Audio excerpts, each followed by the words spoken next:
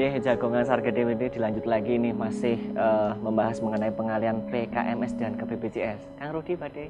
Wah, aku meh ngopo tuh ya. Daftar Pengalian dari keluarga miskin menjadi kaya. Loh. Kalau saya kayak juga ikut aja. Malah Enggak, ini tadi tentang kejujuran yang coba kita angkat tadi, karena tadi disampaikan Bapak memang omahe apik, ternyata kuwi dudu omahe. Ternyata niku hal semacam ini. Mungkin sedikit nambahkan. Nggih, monggo. Jadi yang menjadi sebuah permasalahan dari tahun ke tahun itu yang namanya data. Nggih. Data.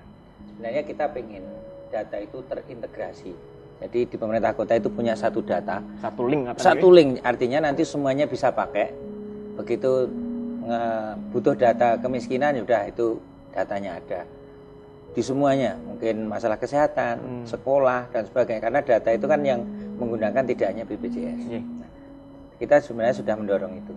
Makanya yang namanya pendataan itu mulai dari bawah, ya, dari RT, RW, karena dia yang tahu lapangan. Gitu. Di kelurahan ada yang namanya TPKK, tim penanggulangan kemiskinan kelurahan. Nanti di Perda penanggulangan kemiskinan kan ada di sana, RT, RW di sana masuk. Kenapa harus seperti ini? Yaitu tadi supaya ada yang namanya kejujuran. Karena kadang Pak RT itu takut.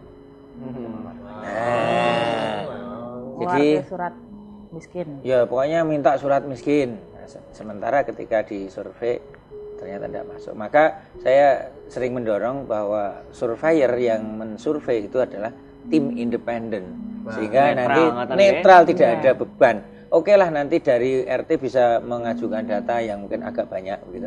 Tetapi yang mensurvei ini tim independen, sehingga semuanya menjadi objektif. Nah itulah yang kita harapkan, bahwa semua data itu objektif, sehingga nanti yang berhak menerima ya, itu yang memang sudah selayaknya untuk menerima.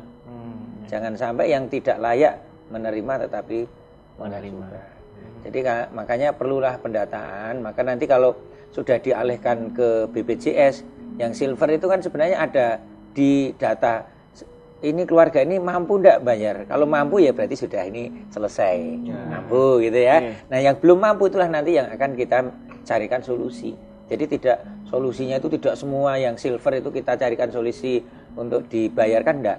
Cuma di bawah bisa interview, bisa diwawancarai, ini siap untuk bayar. Kalau siap berarti kan selesai permasalahan. Nah, nanti tinggal ditata yang siap itu ada berapa, yang enggak siap berapa. Nah yang enggak siap ini kemudian dilanjutkan dengan survei lebih lanjut, kondisi penghasilannya, kondisi ekonomi, rumahnya, transportasi dan sebagainya. Termasuk jenis penyakitnya, Pak, yang di data. Oh enggak, jenis penyakit enggak masalah. Enggak masalah ya. Enggak masalah.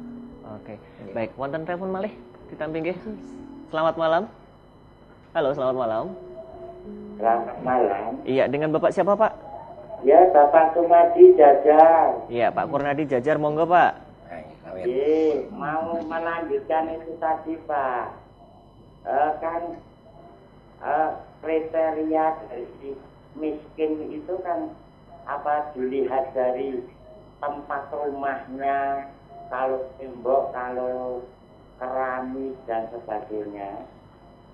Nah, padahal itu kan rumah orang tua ya, orang tuanya misalnya. Pak Umar itu tadi.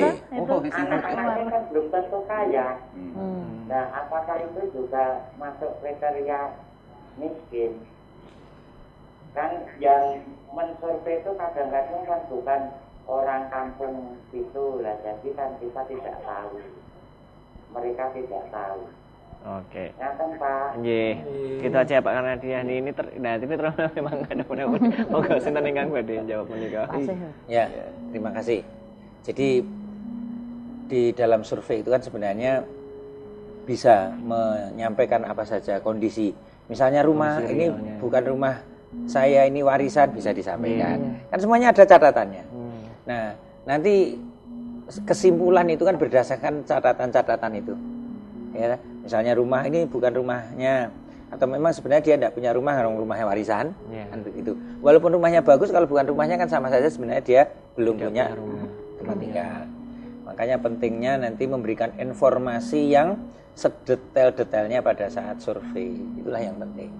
Nah, ada pengalaman di lapangan. Nggih, pripun Pak pengalaman? Kan masyarakat itu sering sambate ke dewan. Kan? Iya. Nah, Itu. Nah, dewan kan kemudian Curhat kita teng dewan ya, sampaikan Pak, ya. ke dinas Dinas kesehatan kesehatan. kan itu.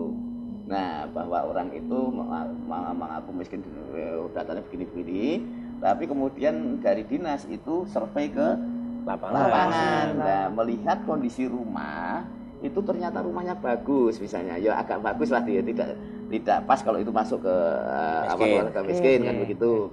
Nah itu cuma kemudian kami juga agak kecil, ternyata rumah sampean bagus, lupa itu rumah warisan kan gitu lah, seperti yang dikatakan bapak tadi yang penanya tadi. Jadi ini rumah warisan lah, hal-hal seperti ini yang perlu ada semacam disampaikan secara jujur kepada tim untuk penilai tadi, untuk apa? Survei tadi itu loh. Sehingga ini tidak menimbulkan suatu keraguan, kebimbangan dari tim itu untuk menentukan bahwa mereka itu sebetulnya masuk keluarga miskin. Tetapi setelah dilacak lebih lanjut, ternyata orang itu PNS. Nah, ini saya sempat diberi ada warga yang sambat ke kami gitu. Kemudian kita sampaikan ke dinas, kemudian dinas survei, di situ rumahnya ternyata justru dia itu ngontrak di rumah yang tidak sebenarnya dia punya rumah tapi dia malah ngontrak untuk mencari PKMS Good tadi kan gitu loh. Nah ternyata di survei lebih lanjut dia adalah PNS juga. Padahal gitu. PNS itu sudah boleh. PNS kan sudah punya. Yang kembali kepada pertanyaan yang dikatakan oleh Bapak tadi, yaitu tadi Pak siapa tadi? Pak Karmadi. Ya itu tadi mesti harus ada sebuah kejujuran dan survei yang objektif tadi, supaya meskipun itu misalnya itu rumah warisan, tentunya ini masuk dalam kategori orang itu belum punya rumah kan begitu. Tapi dilihat yang lainnya, misalnya dia transportasinya apa misalnya gitu. Kemudian kerjanya apa, penghasilannya berapa dan sebagainya perlu seperti itu. Oke, memang tidak hanya rumah aja ya yang dijadikan dasar ini. Indikatornya banyak. Dan itu saling berhubungan. Saling berhubungan dan memang hal itu terkait, dan itu tadi diharapkan adalah kejujuran dari yang disurvei itu sendiri ya Pak ya. Dan objektivitas dari yang disurvei. Objektivitas dari yang survei dan jujurnya yang disurvei gini. Mas Gembil mau nanya apa lagi? Menanggapi bapaknya tadi benar juga kalau yang survei orang daerah di sekitar situ kan orang ngerti kondisinya Pak. Nah itu bagaimana? Apa harus ada kerjasama antara masyarakat di situ dengan survei? Survei itu kan dia sudah bawa bahan. Bahannya langsung dijahit. Dimasak. Ya iya. Terus 12. Bahan klambi. Artinya di situ kan udah ada pertanyaan, kemudian ada jawaban, dan survei kan bisa didampingi oleh Pak RT setempat. Nanya kan sekretarisnya juga ada. Iya. Berarti kita kerjasama juga nih. Oh iya. Oke, berarti memang sudah tinggal bawa gitu ya Pak ya, data bahannya. Indikator sudah tertulis semuanya, tinggal mengisi. Ya. Oke, baik. Nah, ini angin segar ini nampaknya ya, memang pengalihan dari PKMS ke BPJS bagi masyarakat. Nah, seperti itu kah Pak? Iya. Nah, sebagai angin segar kah untuk masyarakat ini bagi warga masyarakat? Kalau gini, kalau PKMS itu hanya terbatas pada rumah sakit yang ada di Kota Surakarta, ngaten. Jadi kalau panjenengan warga Surakarta pemegang PKMS, delalah pas di Jogja ada kejadian atau ke Sragen ada kejadian, tidak bisa digunakan di rumah sakit di situ, ngaten nggih. Tapi kalau dengan BPJS, seumpama ada anaknya mawon Bu. Nggih, apa Mas? Panjenengan pas Jogja atau ke Surabaya. Amin. Nyuwun nggih ngoten. Nggih. Berarti misalkan si X Nggih. Sragen tapi dia pakai kartu PKMS ini, dia nggak bisa menggunakan ke fasilitas kesehatan di wilayah Sragen, nggak bisa. Pas delalah ada kejadian kita kan nggak harapkan bersama, tapi pas kita berpergian tapi dengan menggunakan BPJS kan bisa. Pernah ada masyarakat kita itu menderita jantung bocor, ngaten nggih. dia hanya bisa PKMS Gold. PKMS Gold itu hanya di wilayah, kalaupun Surakarta, kalaupun rumah sakit yang ada provinsi itu rumah sakit Muwardi, ngaten nggih. Tapi untuk dibawa ke rumah sakit Harapan Kita atau rumah sakit Cipto itu kan tidak bisa. PKMS Gold pun nggak bisa mengcover itu, ngaten nggih. Makanya dengan adanya ini peralihan ke BPJS memang membawa banyak manfaat ke masyarakat khususnya. Jadi yang seperti halnya saya sampaikan, ada kasus penyakit jantung bocor yang memang harus dirujuk ke rumah sakit pusat di Jakarta, itu bisa mengcover itu. Nah, ini mungkin juga salah satu yang mendasari untuk pengalihan ke BPJS itu tadi ya Bu, karena tidak hanya lingkupnya di Surakarta aja, karena kan memang ya warga kita ini menyebar gitu ya, siapa tahu di sana, tapi itu bukan menjadi harapan kita akan kejadian seperti itu, tapi ini untuk jagani gitu ya. Jagani. Sehat terus nih Bu. Amin. Berarti kandel niku sehat. Ya itu. Bapak tera domete kandel wong ya. Kalau likur wis tipis sih. Berarti kandel wis sing kita. Iya toh. Nah, isine Soekarno apa Patimura gitu. Ini pun di kode nih kesimpulan nih. Pun di kode nih. Monggo. Oke, urut aja kesimpulan dari ini. Saya kira dengan adanya BPJS ini kami berharap nanti masyarakat bisa memanfaatkan yang sebaik-baiknya sehingga semua warga yang kategori yang miskin itu betul-betul bisa tercover khususnya di Kota Surakarta dalam BPJS itu, dan kemudian nanti bisa dicarikan solusi bagi yang silver ini dari kami. Oke, monggo. Mungkin kalau dari Pak Umar ke masyarakatnya, saya akan lebih ke pemerintah kota. Yang jadi permasalahan adalah ketika semuanya beralih ke BPJS, itu adalah hampir semua rumah sakit itu penuh. Ini yang belum semua beralih ke BPJS ada, banyak atau hampir semua rumah sakit itu kamarnya penuh.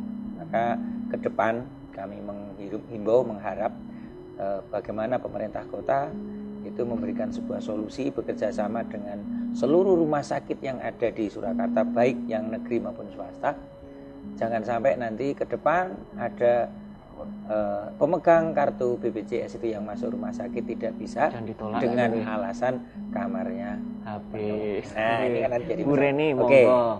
Kalau saya gini, percayalah masyarakat bahwa kami di lembaga DPRD yang merupakan wakil panjenengan semua itu akan berupaya keras untuk bagaimana PKMS Silver ini tidak serta-merta harus hilang di tahun 2016. Kami berusaha mencari solusi yang terbaik demi kepentingan masyarakat. Ya, amin. Monggo, Kang Rudi. Lah aku ngopo Mas? Tutupan kan urut. Tutup. Gimana urut? Jale urut. Nah, kono. Ayo Mas kameramen yo.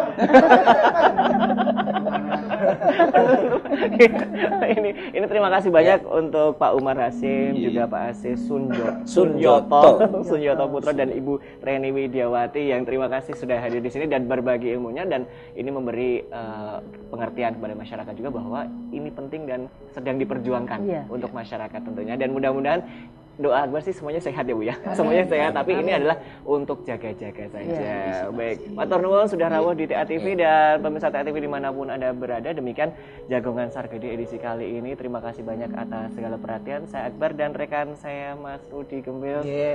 Ngaturaken matur nuwun, sugeng dalu TA TV masa kini dan tetap berbudaya jadi inspirasi.